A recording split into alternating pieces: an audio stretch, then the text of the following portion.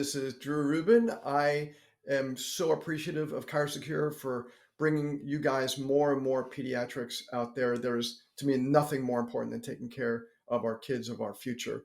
Today, I'm going to be talking about my disruptive pediatric concept, and our concept today is going to be developmental delays and how we take care of kids with developmental delays and how we kind of look at them to determine what I call their brain age versus their chronological age. So let's go to the slides.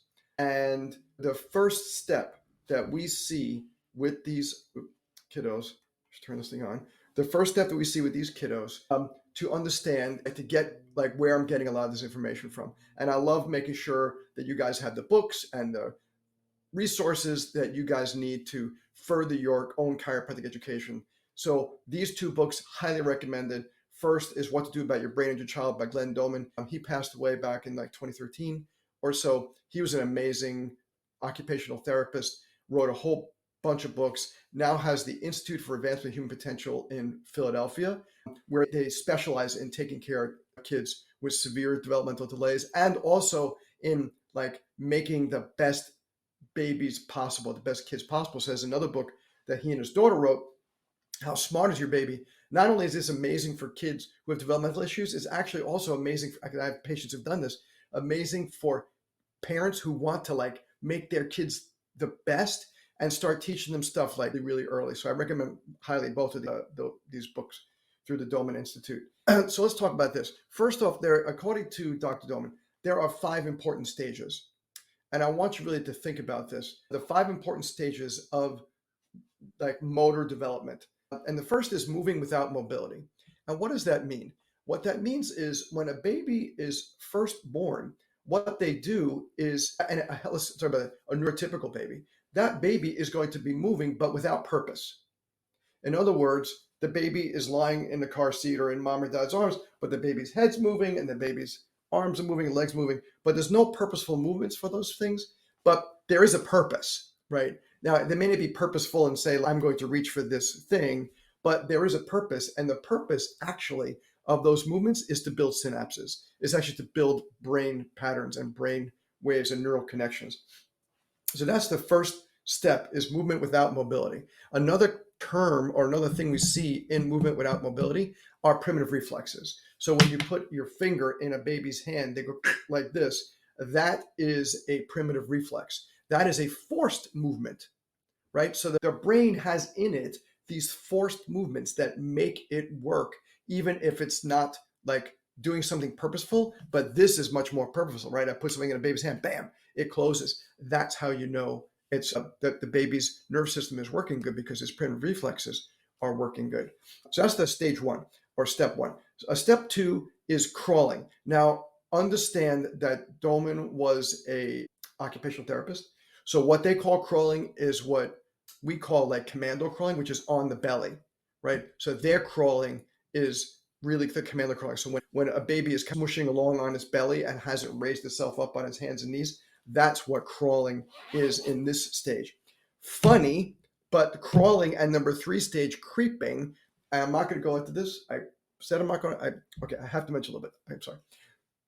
The CDC took this out, right? And the American Academy of Pediatrics took this out last year of developmental milestones. They don't think that this is important anymore. Like somehow connecting the corpus callosum isn't really a thing that needs to be done when you're a little baby. I'm not going to go into it. I'm not going to go into it. I'm not going to. But so the next stage is creeping. Now, what you and I call crawling is creeping. In an OT perspective, remember he was an OT. In an OT perspective, creeping is on all fours. So that picture I'm showing you there, that's a kid on all fours. The 4th stage is walking. And I'm going to tell you that walking is supposed to occur around 1 year old. I know that the new milestones say that maybe between 15, 16 months or so is acceptable. But I'm telling you, after 33 years of being in practice, and I'm sure most of my esteemed colleagues who speak for Chiropractic would say the same thing, 12 months is really where the benchmark should be. And I'm really not interested in what these other people say. And then, of course, running. So these things have to occur in a step-by-step process. And the reason that's important is because that's how the brain turns on. So the brain turns on. So step 1 of the brain turning on is not moving with any purposeful movement, doing just the primitive reflexes and just these spontaneous movements. And then the crawling, the creeping, the walking, the running. That's how the brain turns on. That's the bottom up pathway that the brain uses, starting at the brainstem with the primitive reflexes and working its way up. What we see in a lot of kids, regardless of whether they have significant injuries like cerebral palsy, which I see quite a bit of, or they have autism, which really is, there's something going on with this kid. Let's kind of call it a brain injury. Like a kid with CP most likely had some sort of trauma during birth or right before birth or right after birth. Kids with autism may not have actually had a trauma-based birth, although it's not unlikely that they had a challenging birth. But there's still what Dolman calls the roadblock injury. The roadblock injury is like the lowest common denominator. In other words, let's say a child had some issues with crawling and they did not go, and they went right, which I see quite frequently, is a kid goes from being on the floor, mushing around on their belly, and then suddenly standing themselves up and doing some kind of cruising and then walking and skips crawling altogether. Well, the roadblock injury is that they missed crawling. What happens if they had trouble rolling? That's the roadblock injury. These are the things that we need to figure out. This is why I see so many kids. The number one reason why I see a kid between the ages 6 months and a year is because of some kind of roadblock injury where they're not progressing. They have developmental delays because they're not crawling, they're not rolling, they're not lifting their head up. Just as an example, amazing example. We had a kid come in with cerebral palsy last year, and no, actually it wasn't last year. I'm thinking this is the 2024. It's not. It's still 2023. It was the beginning of this year, and he was a 9-year-old child in a wheelchair, and was not walking and not talking.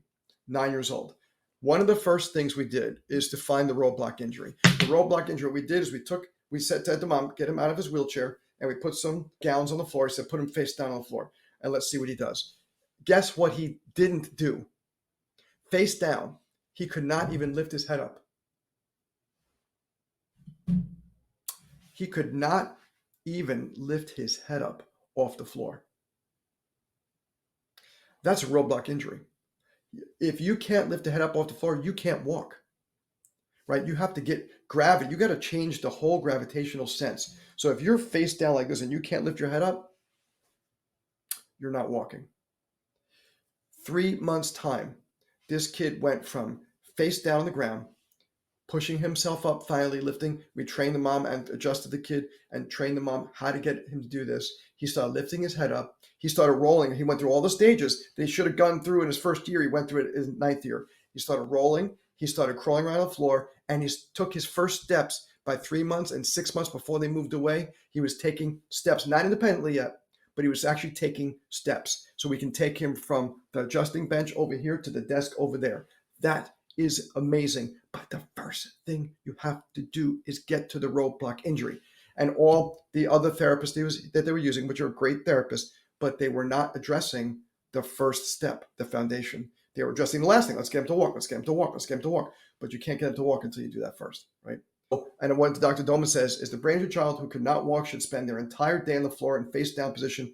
Exceptions were feeding, bathroom, sleeping, and being held, and which is absolutely true.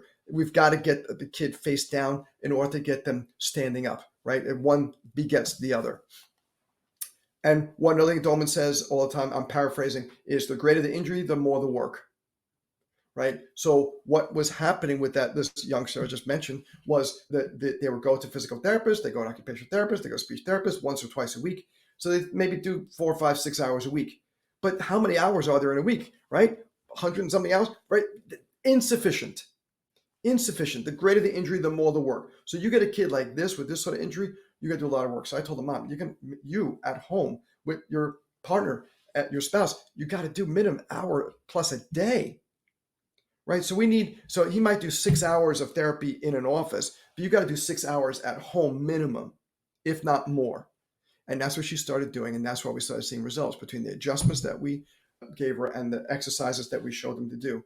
That's what really made the difference in this kid. And that's why I'm teaching this now. So another thing that Dolman talks about is the 6 functions that only a human has, all existing in the cortex, which is we can read, we can speak or understand speech, we can discriminate objects through our touch. Like I know this is one of those laser pointer clicky thingies, and I have to look at it. I just know that is this.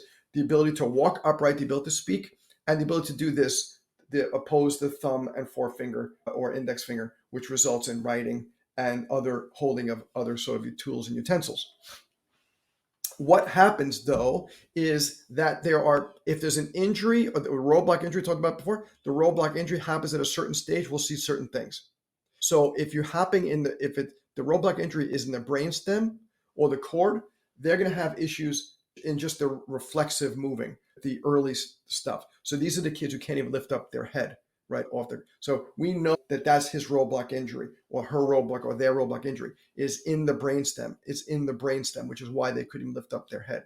The next thing is the early subcortical areas. So this is the stage that it was associated with crawling on the floor. And now crawling, remember, in the occupational therapy world, crawling, I see that what this baby is doing. This baby in this picture is doing what they call crawling. We call it commando crawling, like on their bellies, right? But that's what they should be doing in that early subcortical area. That's how, if they can't do this, right? So if they can't lift their head up, which should be a picture, they can't lift their head up like this, that's where the brainstem is, where their injury is. They can't move on the ground on their bellies, early subcortical area. They can't crawl on or creep, as they call it, on their hands and knees. It's a midbrain higher cortical area. The basal ganglia, thalamus, cerebellum, those are the areas that are aiding the child in getting what they call anti-gravity position. In other words, in order for you to go from on your belly to on hands and knees, like this little salamander thing is, you got to defy gravity, right? Because you're not just on the floor, right? You might be able to get your head up, which is great, but now you actually have to lift yourself up. That's gravity working right there. So it's an amazing accomplishment to actually start. If you really think about the brilliance of the body, that what we're able to do is quite cool. And the critical thing is to understand that where the injury is and what you need to start working on. The roadblock injury is in that area. And the last thing is the frontal cortex, especially the prefrontal cortex and the cortical area. This is where all the big stuff occurs, right? But this is different ages, these things turn on, right? So when a baby's first born, it's just the brainstem. Then it has the lower subcortical areas. Then it has the higher subcortical areas. And then it has the cortex. And then the prefrontal cortex start kicking in.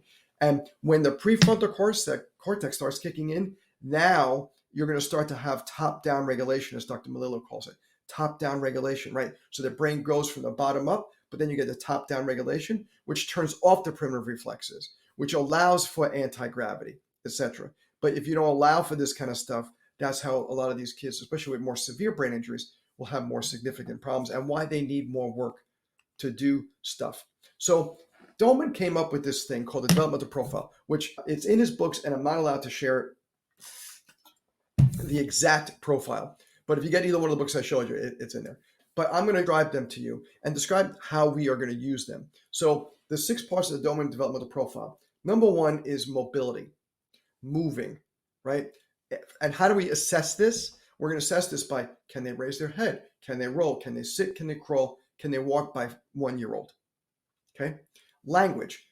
So how do we know there's language? The Moreau response is probably one of the most primitive ways, right? So we take the baby, we drop them gently down like this in our arms. Actually, I usually have the parents do it, honestly. And usually the baby does this and maybe cries out a little bit. That's language. And then they start cooing. I was just thinking, oh my God, such a beautiful little girl yesterday. Brand new thing.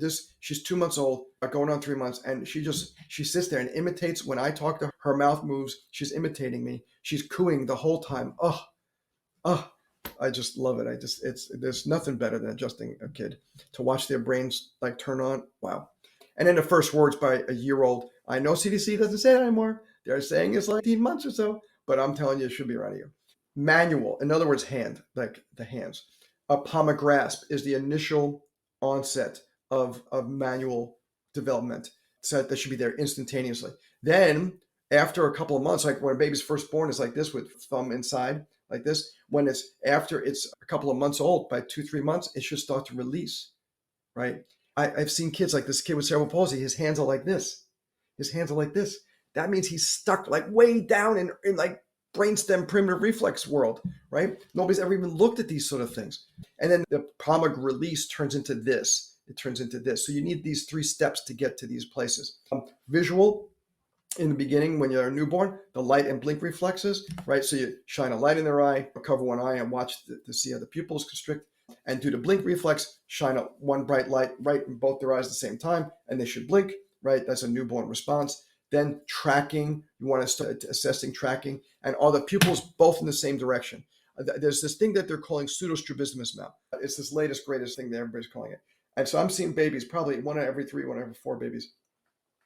Instead of they're both their eyes like this, one eye is turned in a little bit, one eye is turned in over here. Oh, no big deal, no big deal. You know what? They say they're going to outgrow it. And it's certainly possible that they may outgrow this pseudostrabismus.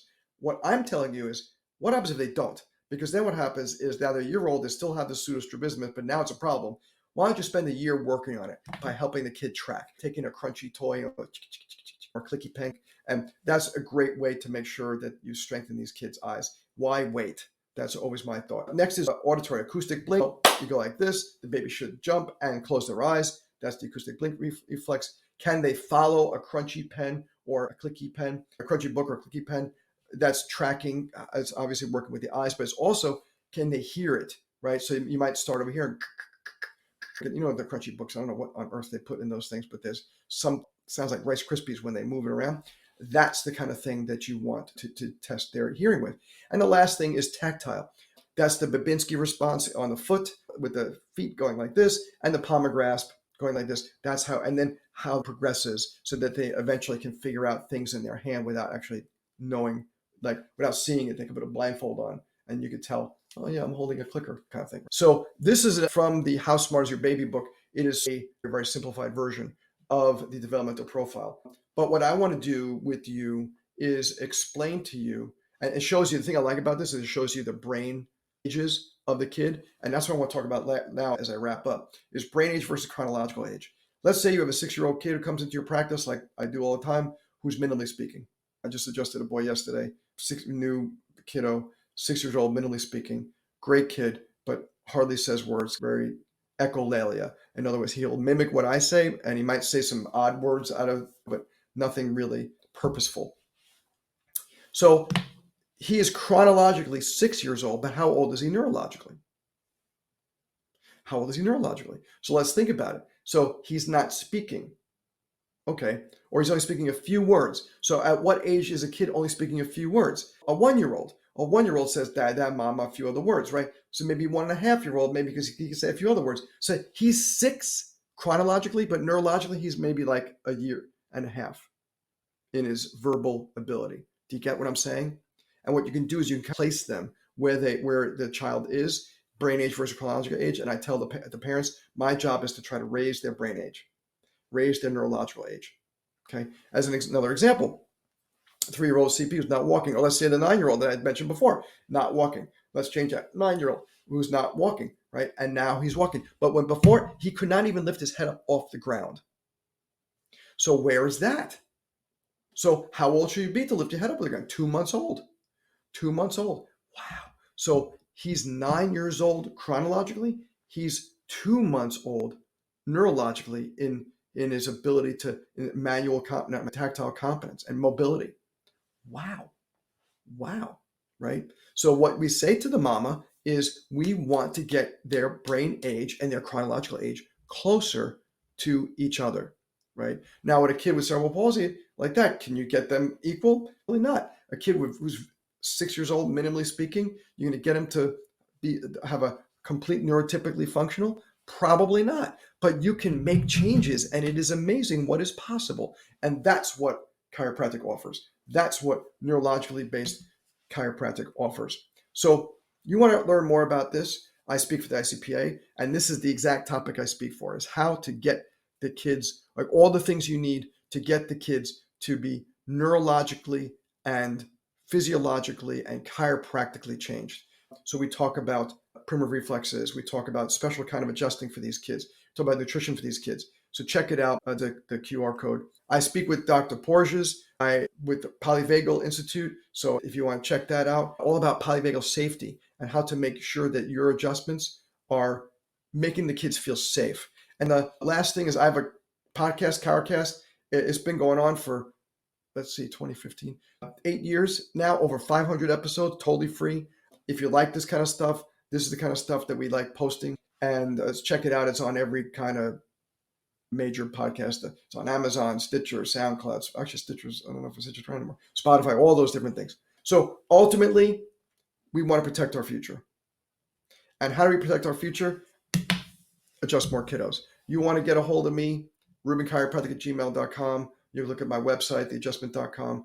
I want to thank Chiropractic so much for having me on this. I feel like I'm standing on the shoulders of giants. There's some amazing pediatric speakers that Chiropractic brings to you. I think Dr. Hoffman is an incredible speaker. I just saw him at the Life University Fall Extravaganza, and he has just had an amazing talk. Chiropractic really does great things for our profession, and I appreciate that, which is why I have used their malpractice insurance ever since I started in practice in 1989. As soon as I graduated, it was the first phone call I made. So thank you guys so much, and I'll see you next time.